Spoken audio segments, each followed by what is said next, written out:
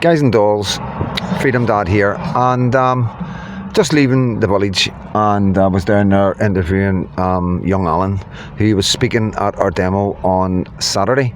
And just wanted to come down and get a wee chat with him and just do a wee piece to camera. And I just want you to know, like, he's just a young lad. His first time he ever spoke was in Belfast city centre in front of 1,000 patriots, and he done amazing, as you see from my Belfast live video that I done. And it's really difficult what we're doing. It isn't easy. I know a lot of people say I make it look easy. You know what I mean? But it's just it's something I've been doing for a wee while, and it is something you pick up and you get better at. And so give the guy a wee bit of room here, so for he may come across a wee bit nervous, and it is difficult. It is difficult, and it's hard to talk about. It really is. It's a difficult topic to talk about, but we've got to get over that. We've got to make decisions now and decide how we're going to go forward. Are we going to pussyfoot about? Or are we going to just talk from the heart and talk truths and facts? Not a misinformation, no far right, no racist, no hate, just facts that we love our country and we're worried. Here's Allan. Alright guys, Freedom Dad here, and I'm with Allan, one of the speakers from the demo on Saturday, and we're in his area and my area, the village. You know what I mean? The old and the young coming together to talk about what's going. Yeah, 2 generations. So, mate, what's going on in this area? Well, if you can give me some ideas. As I was saying to you before the video started rolling there, that house over there is a landlord was saying that he was going to sell up. A woman with 2 kids was told that he was selling up, and he ended up renting it out to a load of foreigners. So he did. Yeah. And this is happening all over the place, all over the village as well. There was an old woman about in her 80s. She was told the same thing. The landlord selling up. Then he ended up renting it out to foreigners. This is happening all over South Belfast. So a lot of people, not my people, but our haters, you know what I mean, would say then, what's the problem? What's the problem with foreigners coming into your area? There's no problem. There's nothing wrong with diversity. The problem is when we become the minority, and it's a fact that within the next 20 to 30 years, Protestants will become a minority yet again. And yeah. So that's the underlying issue. When does it stop? When? So we can see our area. We you can walk about here and it's different. Okay, is there any crimes? What's the atmosphere like for women and children, or what's the atmosphere like for other younger boys? Is there an atmosphere? So when was it? It was only a couple of days ago. There was a foreign national walking down the Donegal Road. This was actually reported on the BBC and stuff that he was attacked, but it then added in the part that he was chatting up a child and recording a child on his way down the Donegal Road. They left that part out, so a bunch of teenagers seen this happening and went over and they ended up doing what they did. Yeah. And what do you think? I think it's just the culture's changed because they're coming from different countries and you're used to behaving in a different way. I think it's that and the fact that they know that they can also get away with it. Well, the 2-tier. Yep, and there's too many people on the left who are turning a blind eye, and they're also responsible. But they're not living in these areas. Exactly, they live in the nice posh areas, so they do. Malone Road and wherever else. Are you seeing an effect with like the doctors with your community? Because I know you have a Facebook. What's your Facebook page? NI Against Illegal Immigration. NI Against Illegal Immigration. That's this man's Facebook page. So obviously you get a lot of information coming in. There's a lot of stuff that we can't talk about. We get so much information, but we can't just go ahead with it because we need proof. It's okay if somebody's saying this guy done this and this guy done that. We need to verify it. Say it again. We need to verify it. We need to verify it. So basically, it's not about being racist or far right. It's just about loving your culture and your country. What do you think will happen to the murals in this area in 30 years' time? I reckon a good lot of them are going to go away. A good lot of them already have went away, so they have. I think there's only about 3 to 4 murals around here now. Yeah, there was reports of a mural getting taken down in an area in Belfast, and they went out, the council workers went out masked with the police protection and took down a mural of the Psalm, a totally legitimate mural. It's going back up. there's no doubt about it. We will put them back up. You take them down, we're putting them back up. It's as simple as that. So what does it mean to you getting brought up in South Belfast in the community? Because I know what it means to me. It's like, I get emotional coming back here. What does it mean to you? It means a lot to me, even whenever I walk about here by myself, just having a nosy about the community. Like, I do get a tear in my eye because it's not the same. You don't see all the same faces like you used to, all the same people who you grew up with. You could have walked past any house and you would have known everybody.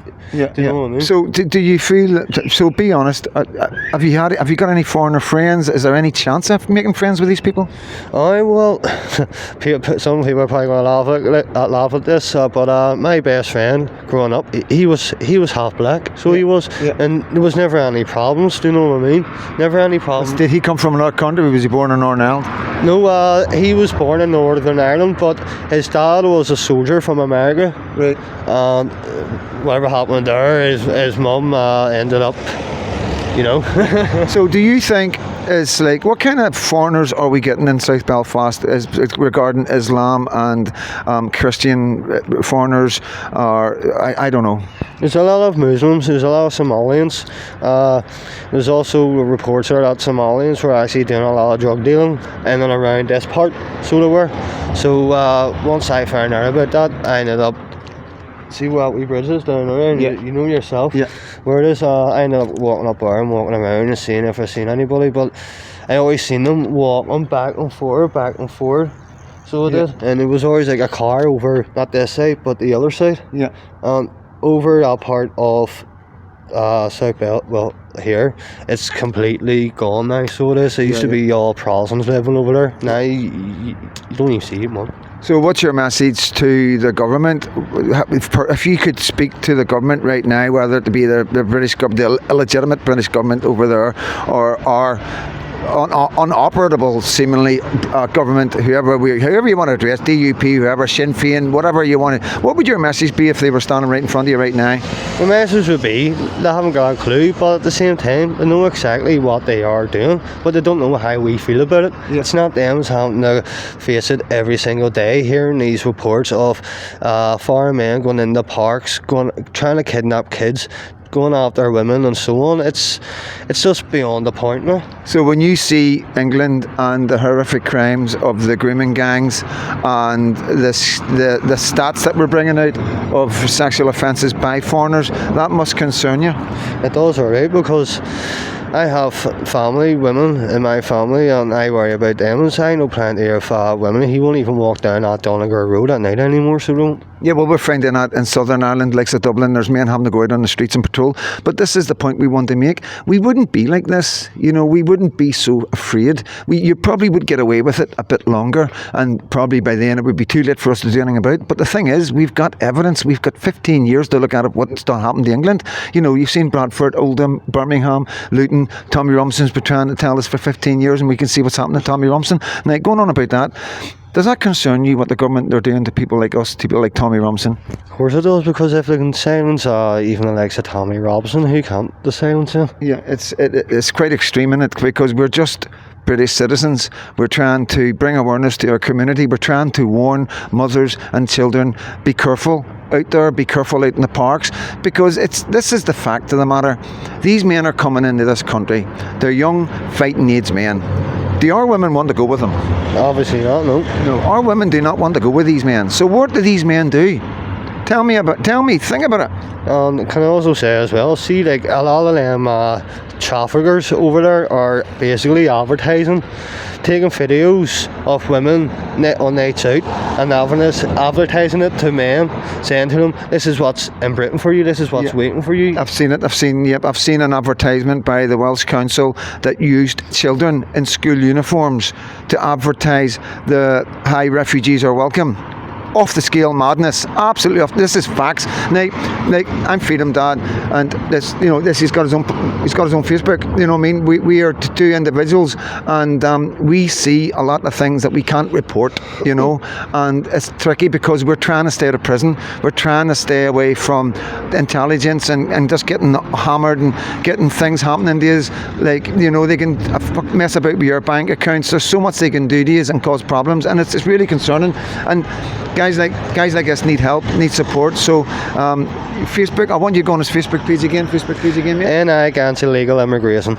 NI against illegal immigration. Now, this is what it's all about. Now, we in Northern Ireland support you patriots in Britain. We support you patriots in Ireland. 100. You support the Irish patriots? Oh, 100%. 100%. This is loyalist village, okay? And all the areas I go into, it's the same rhetoric. We support each other because of what's coming. We understand, but we don't want this to be like Birmingham. We don't want this to be like, this is us. We own this. We live and breed, and I'm bringing up children, and grandfathers and our mothers and our grannies have all been here. We've played in these streets. We've had so much great times and memories, and it means so much to us, and it means so much to our kids. But look what's happening.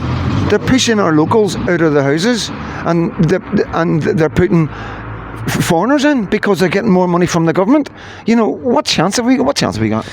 None. Unless we stand up now and fight back.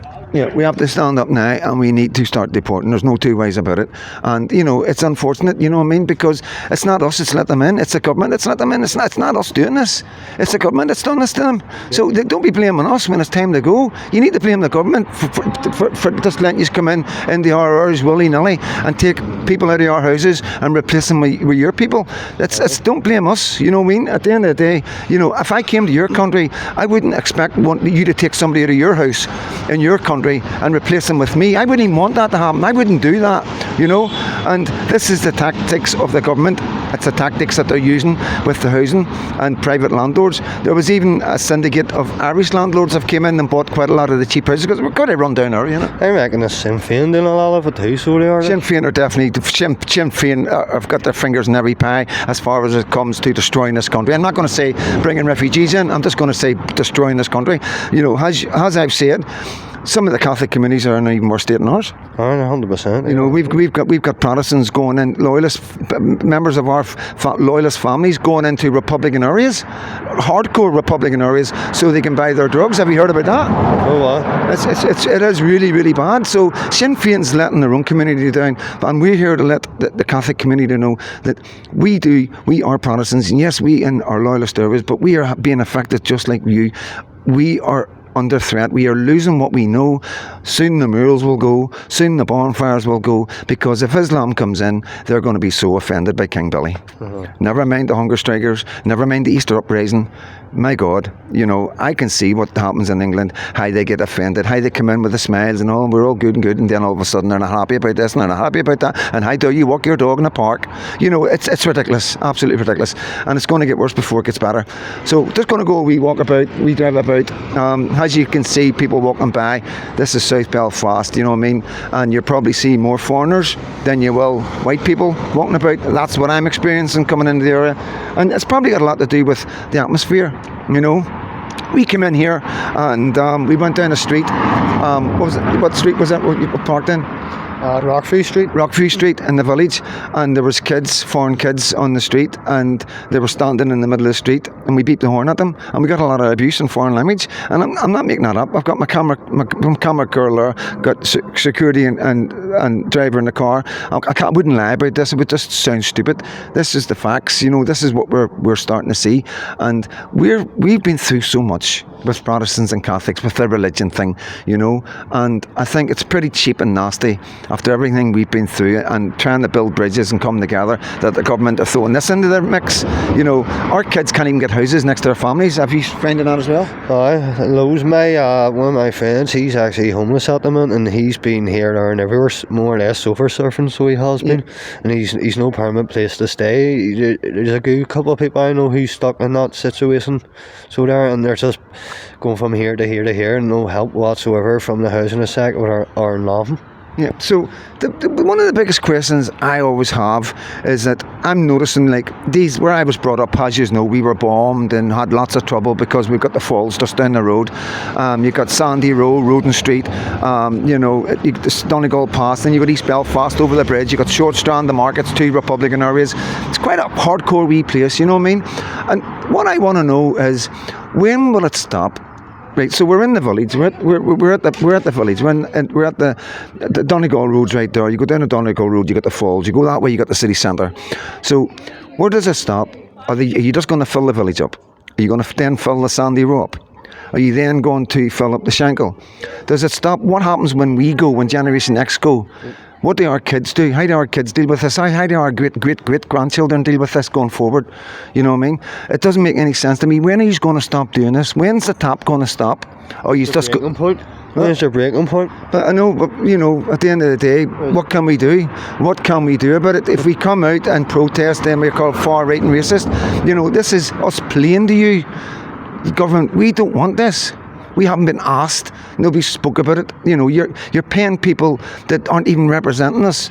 You know what I mean? And we're noticing. We are noticing who's keeping their mouth shut. We're seeing who's taking the pennies, you know, and it's got to stop, because we're not taking it anymore. There's more Freedom Dads coming up, and there's more Allans coming up, and if anything happens to us, if we get shut down, there's going to be another 100 of us coming.